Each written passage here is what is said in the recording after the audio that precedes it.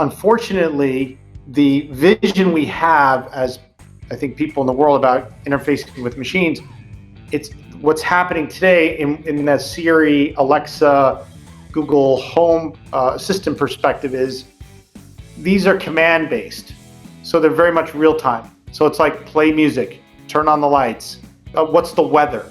And so it's fulfilling intents, we call it intents or intentions of the consumer that are very much things that are based on search methodologies, web search thinking.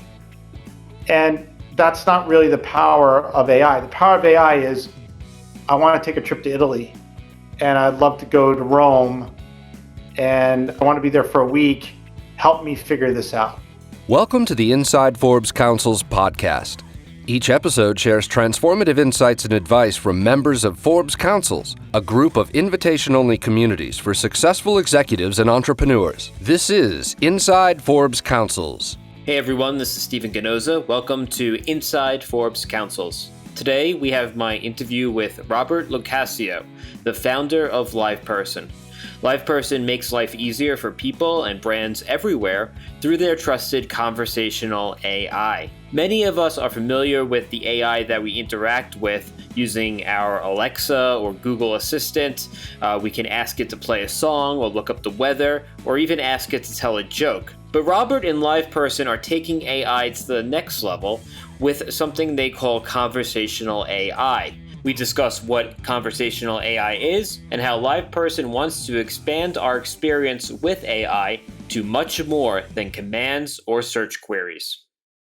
So Robert, you're the founder and CEO of LivePerson. You started this company back in 1995. The LivePerson website says you make life easier for people and brands, transforming how people communicate with brands.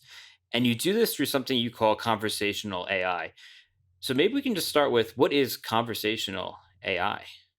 Yeah, so when you think about when I started the company, I invented web chat. And I always felt that when you look at how commerce is really transacted, even back in the mid-90s, it was all about conversations you would have with people. Whether you walk into a store or you're calling a brand, you're asking questions. So the nature of human beings is to ask questions and get answers and ask questions. And that's how we get things personalized.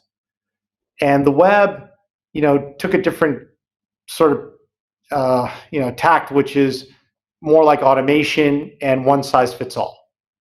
And in many cases, that worked for companies like Amazon and others. But when you look at e-commerce as a whole, it really has fallen short. Now, the COVID has really driven things. It was about 15% of commerce before COVID. Now it's in the 20s or so.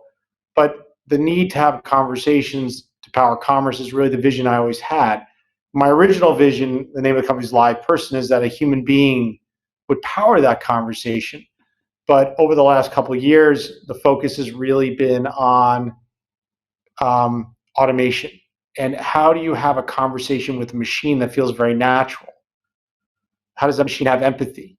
How does that machine connect with me? So I don't feel like it's just a robot throwing FAQs at me. And that's really what we're focused on as a business, is what we call conversational commerce. Right. So sort of taking that experience of being able to walk into a store and speak with somebody and ask questions and apply it to, I don't want to pick on Amazon, but any kind of e-commerce store where it's just like a page and you search for stuff, adding that element of interactivity into that experience. Exactly. And so I think we have there's a zeitgeist out there, which is about the idea that we can converse with machines. And Alexa, you have Amazon Alexa, you've got Siri, you've got Google Assistant, and there's other AIs in the world, and there's a bunch of bots that have been built. But I think today we have a general understanding that the better interface would be communicating with a machine. And yet today, most of the things we use are websites and apps, and they're not easy to use. And by the way, they drive a lot of phone calls. So right now, there's about 56 billion phone calls happen a year to contact centers around the world.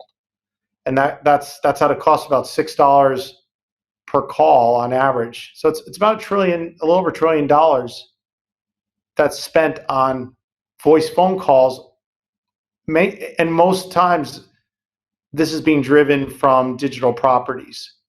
I'm on a website. We know now 60-70% of phone calls to a contact center come off the website. Somebody was on the website looking at something and they had a question. So, once again, if you've seen the movie Her with Joaquin Phoenix and stuff, and it was many years ago, 7 years ago or so, there was a concept I could talk to a machine. I'd have this relationship. We're not far off from that now. And that's really what we're trying to power for the largest brands in the world. So that's interesting because let me ask you about implementation. So how does if I want to ask the AI about a product that I'm interested in, am I going to a website and this is one of those little chat boxes that pops up, or am I going to the AI and then the AI is scouring the web for me to find the product? So what happened was, and this is what happened with our business about 3 years ago, over 3 years ago, we launched our platform, which was called Live Engage. Now it's called the Conversational Cloud, but Live Engage, we built it based on messaging, asynchronous messaging. So Facebook Messenger, WhatsApp, iMessage. What happened was all of those front ends opened, and that allowed the asynchronous connectivity between a consumer and the brand. And that started the delivery mechanism. Messaging is nothing more than a delivery mechanism which is always on. And you need that with a bot, so that when I'm messaging a bot and the bot may go get something for me and come back, or the bot may even come back, the automation comes back an hour from now and says, there's something happening, or wants to be proactive with me. Like there's some problem, like we have cable companies where there's problems with your internet access, they proactively send out a message with an automation.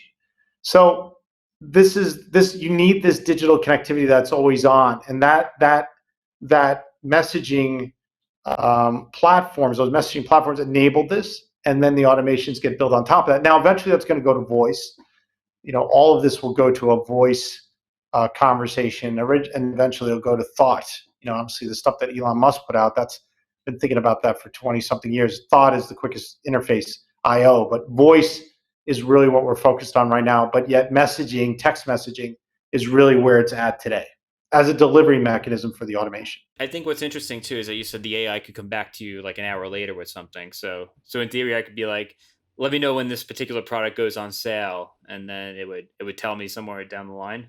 Yeah, and we're building some technology right now that's going to come out shortly, and it's truly asynchronous. So unfortunately, the vision we have as, I think, people in the world about interfacing with machines, it's what's happening today in the Siri, Alexa, Google Home Assistant perspective is these are command based, so they're very much real time. So it's like play music, turn on the lights, do it. What's the weather? And so it's fulfilling intents. We call it intents or intentions of the consumer that are very much things that are based on search methodologies, search, web search thinking. And that's not really the power of AI. The power of AI is, I want to take a trip to Italy, and I'd love to go to Rome, and I want to be there for a week. Help me figure this out. Find me the best either person to help me, or find me the resources. And then it may ask me more questions. It may come back with, hey, I've got some results. What do you think? But it's very limited right now. I mean, these are not conversational AI, Siri and Alexa. That's not what we do. We create true back and forth, which is much harder to do. It's much harder to build a conversational user experience than it is a command-based, user experience with AI. Right. It's something much closer to the AI actually thinking than just taking orders. That's correct. And so what there was a big focus on natural language processing, like NLU. So I'll understand when you speak or you message those words, and I'll understand that there's a subject, a verb, and an object. I want an object something, and then the machine's processing them. That's kind of where it's been. the next part is the machine comes back and says, okay, I understand that intent. And now I'm going to ask you a follow-up question. Now, the reason we're able to do this is that we have one of the largest data sets and a very unique data set in the entire world. So we generate about 70 million conversations a month on our platform between brands and consumers. And we have 1 billion of these conversations in storage. And we all know that data in the digital world is it's your moat, it's your power. And because of those conversations, full end-to-end conversations about, booking a flight on an airline, or getting a new credit card, or getting new service on your iPhone, or whatever it is, we have all that data, and we can then use that to do machine learning to then provide full end-to-end conversations, and then we have a platform to deliver that. Right. So if you're booking a flight, the machine will learn that, like, oh, I should ask, is 2 hour layover enough or not, and then like that'll help determine what That's flight you correct, buy. because it's really based on the history, the historical data set of how do people book flights to, someplace, and what are normally the questions and answers that they're asking to book that flight, and we have that historical data, so that you use that to train the machine, that when somebody asks a question, you can ask or give a reply, and then another question may come in. Now that's where it gets tricky, because the second question may be something totally different, and the machine needs to understand that. And sometimes it's not so linear. As humans, we don't have conversations usually in a very linear fashion. We may start down the path, but we may jump somewhere and then come back. So that's what happens. Got it. So let's I mean, all that stuff is very exciting. So a little sci-fi, I guess, at this point. Yeah. Bringing it back to today, though. So today you're in the process of gathering this data. You're working with brands like Chipotle and David's Bridal. Tell me a little bit about how today you're gathering that data, how you're helping consumers connect with brands like these. Yeah, so I thought we can talk about Chipotle is a good one. Obviously, during COVID, and we've seen now a lot of action in retail. Where our biggest customers previous to COVID were much more in the banking. We have like the largest banks in the world, largest telcos in the world. We have some retailers, insurance, healthcare, travel. But retail became quite big because obviously people aren't able to go into stores. And so take Chipotle. It's like going in and standing there and trying to build your burrito and trying to socially distance is really tough. So the concept that I could talk to, it's called Pepper, is the name of the AI.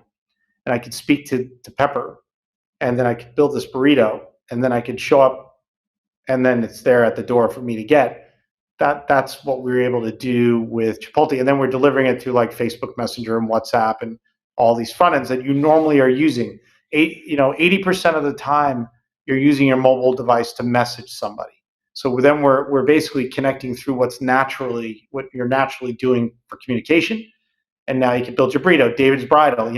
People are still getting married, and women still want to get a bridal dress, a bridal gown.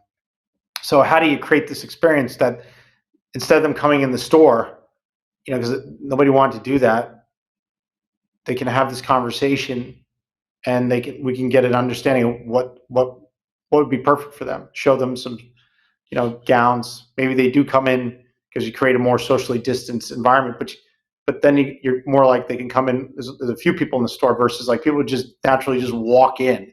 They're not naturally walking in anymore because they don't know what they're going to experience. So it's a very different way to do commerce, and that's what we're seeing. We're seeing a lot on the retail side. In regard to retail, how much of that do you think was a trend that was already in progress versus something that's a direct result of the pandemic? The pandemic is change. The pandemic has asked us to change, but the change was happening.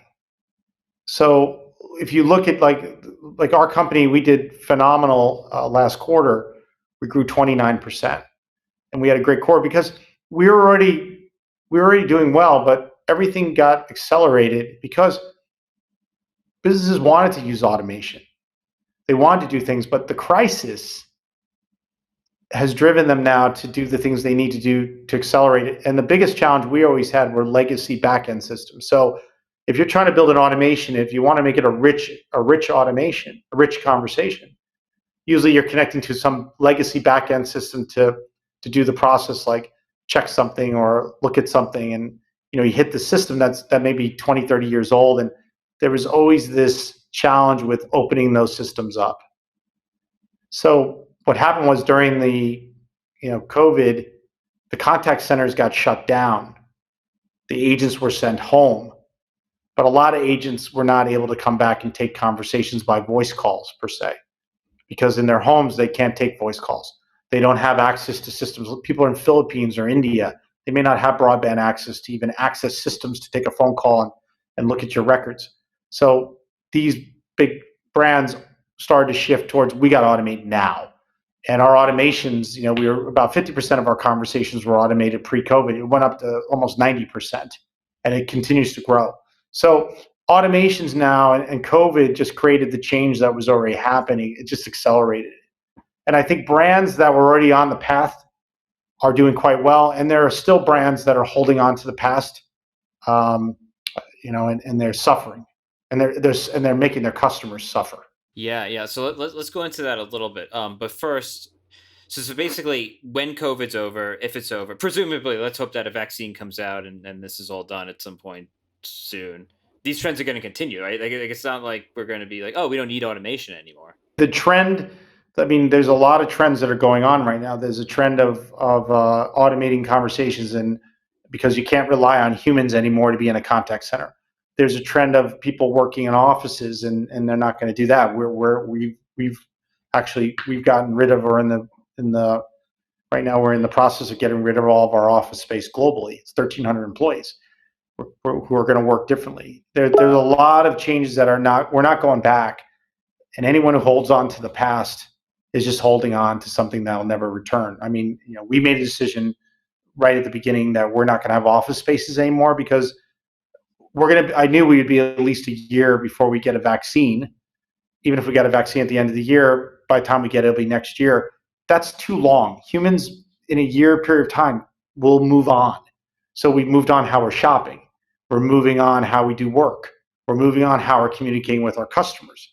And I'm finding we have big brands, medium-sized brands that are moving on are just awesome. And I can, and ones that are just holding on to the past, they're going to lose their customers. So what advice would you give to those brands that are just like waiting for things to go back to normal? AI is not a feature. AI so there's two sides to AI. One is the replacement of human. What I'll give the negatives. I'll give the Elon Musk perspective that AI is an existential threat to humanity. That's I'm giving you his perspective, not mine. Or there's a perspective out there that talks about this. It'll replace humans. It'll replace human work. It's going to be massive layoffs. People are going to lose their works to machines, and all of this. I see it very differently, because we have a history of machines augmenting work that we didn't need to do, which freed us to have capacity to do more things with our time. So it's the same thing with AI. Where we are with AI right now is, and especially in the contact center world, is it can assist the contact center agent, in doing their work.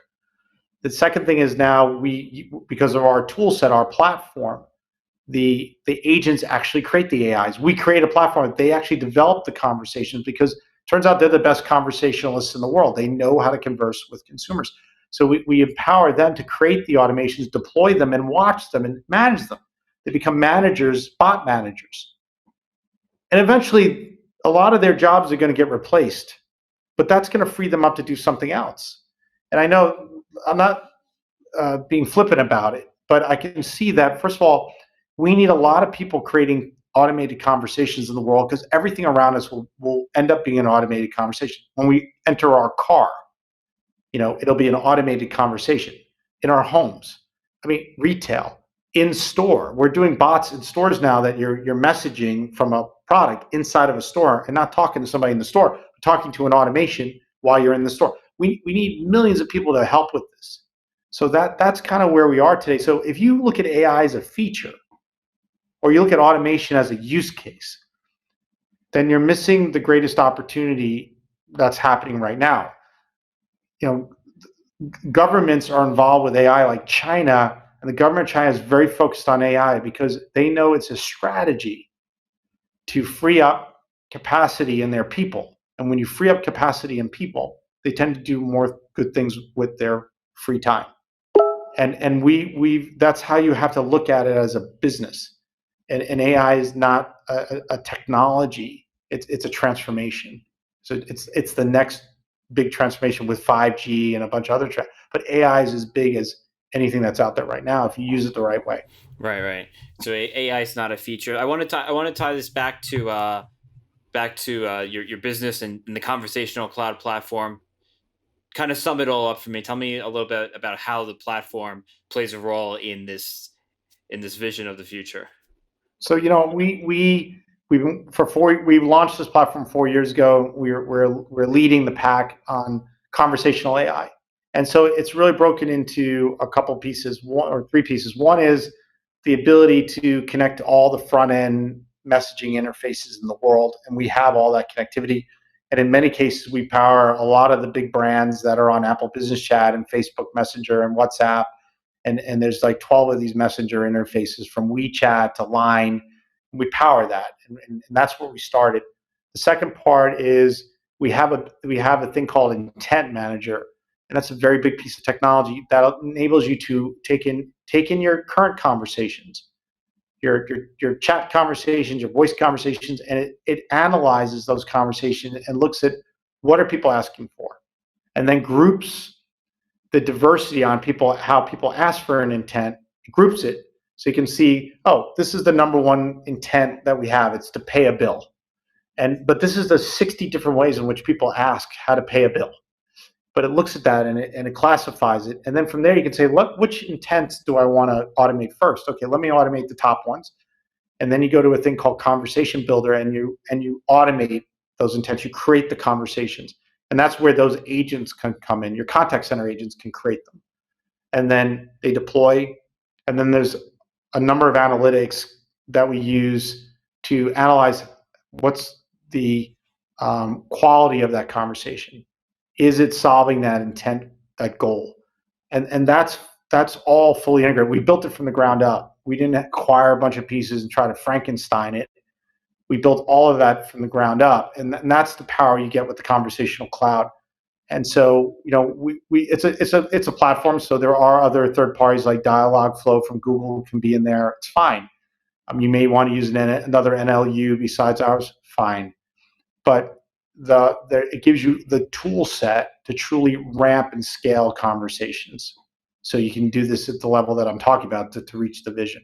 Right. To be a conversational bank, to be a conversational airline, to be a conversational telco. So for anybody who wants to be a conversational business, how do they find out more about LivePerson? Yeah, so if you go to our website, you can message somebody from the website. There's automations there. So of course we're using our own stuff. And then you can actually self-service and you can use the tool on your own to try it out. Or if not, we have a team that'll support you and work with you. And then we also do a lot of very good workshops online, and you'll see them on the website too, webinars and seminars that we're doing that have our current customer base that's doing very well. Like we have Optus. Optus is one of the biggest telcos. I know they just did a webinar in Australia. They're up to 80% of their conversations are automated. I mean, on messaging, they're about 60% automated, getting to 80, but 80% of the conversations are messaging, not voice. It's a massive shift they did in only 12 months when it was 80% voice calls. So you can listen to the guy who runs that and you can ask him questions. So we do a good job, I think, on you can find resources to go live and get support and help so you can be successful. Robert, an excellent discussion on conversational AI today and at some point in the future. So thank you so much for taking the time to speak with me today. Steven, thank you very much.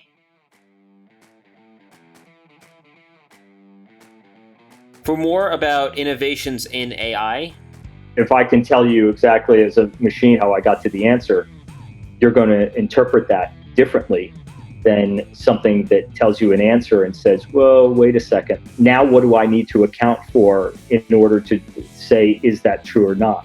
Is it 50% true? Is it 80% true? I have no idea because I don't know how it got to the answer. But if the machine can actually tell you how it got to the answer, then all of a sudden that becomes interesting. check out episode 73, where Terrence Mills of AI.io discusses how Whitebox AI can deliver results with an explanation of how it got those results, so we can understand its process instead of blindly relying on the output. Well, that's all we have for today. Thank you for listening. Be sure to subscribe, and we'll see you on the next episode. This has been Inside Forbes Councils. Please be sure to subscribe to us on iTunes, Spotify, or wherever you get your podcasts. If you're a member of the Forbes Councils and would like to participate in our podcast series, please email your member concierge. If you're interested in joining a Forbes Council, learn more at forbescouncils.com.